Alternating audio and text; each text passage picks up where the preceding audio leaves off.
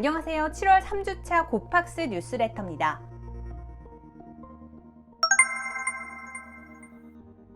14일 열린 이더리움 컨퍼런스 콜에서 개발자들이 이더리움의 합의 메커니즘을 POW에서 POS로 전환하는 더 머지 업데이트 일정을 9월 중순으로 제안했습니다.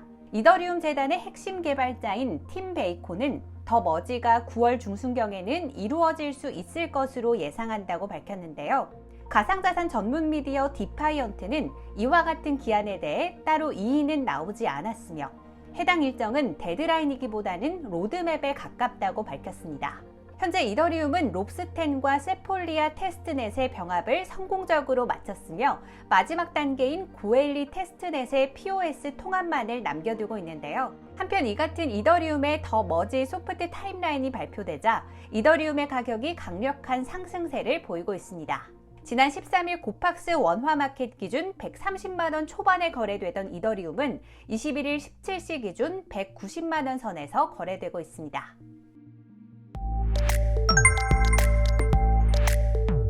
제드 맥칼렙 리플랩스 전 최고 기술 책임자가 보유한 리플의 전량 매도를 끝마쳤습니다.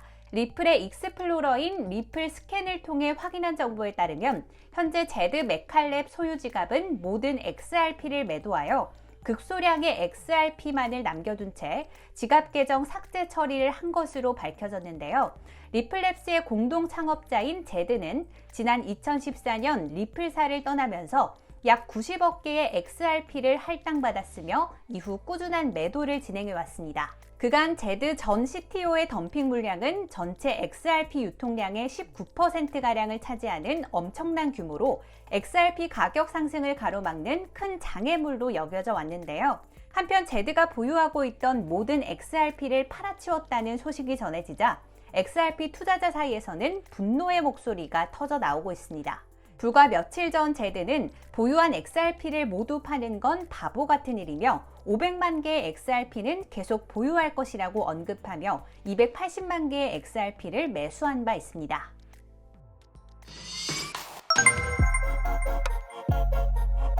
블라디미르 푸틴 러시아 대통령이 가상자산 결제 수단 금지 법안에 서명했습니다. 러시아 내 가상자산 금지 입법안은 지난 6월 7일 최초 발의됐으며 7월 6일 하원의회에서 승인됐는데요.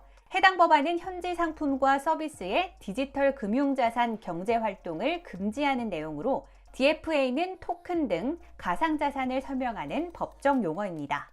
이번 푸틴 대통령의 서명에 따라 러시아 현지의 거래소 사업자들은 가상자산을 활용한 거래를 할 수 없게 되며 현지 지불체계 관리 대상으로 분류되어 중앙은행에 관할이 됩니다.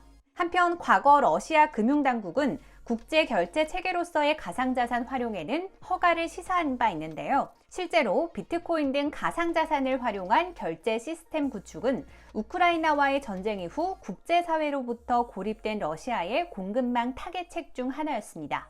실제로 러 금융감독기관인 로스핀 모니터링은 가상자산 국제결제정보 추적 시스템을 개발하고 있으며 러 중앙은행 역시 국제무역결제 수단으로 가상자산의 가능성을 언급했습니다.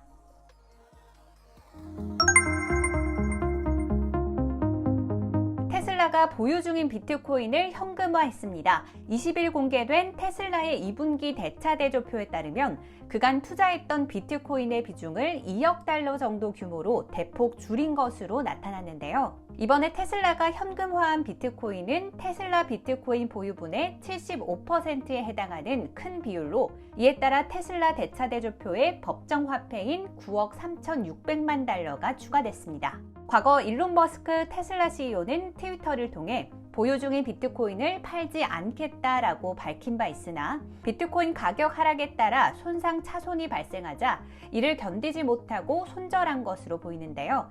이와 관련하여 머스크는 코로나19 확산으로 인해 비트코인을 현금화할 수밖에 없었다고 주장했습니다.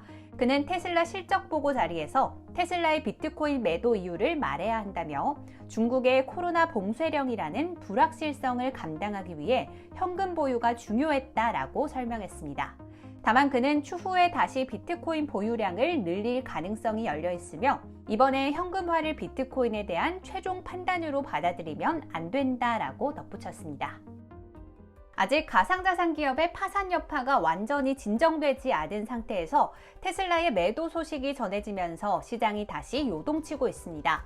지난 비트코인 상승을 이끌었던 테슬라의 손절 소식이 전해지자 가상자산 투자자들은 적잖이 당황한 기색인데요. 다만 현재의 충격은 지난해 테슬라의 돌연 비트코인 결제 취소 발표 하락보다는 덜한 충격을 주고 있는 것으로 보입니다. 연일 큰 이슈가 발생하고 있는 만큼 가상자산 시장의 추가적인 변동성에 유의하여 안전한 투자하시길 당부드립니다.